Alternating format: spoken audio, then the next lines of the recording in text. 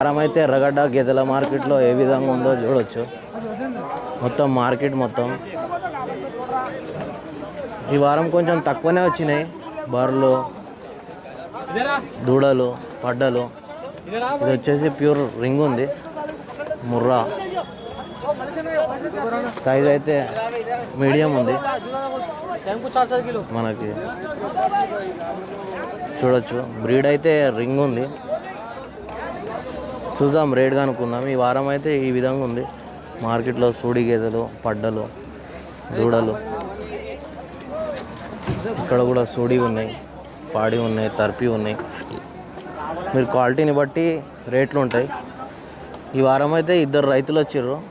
వాళ్ళకి ఇప్పియడం వల్ల కొంచెం లేట్ అయింది వీడియో తీయడం.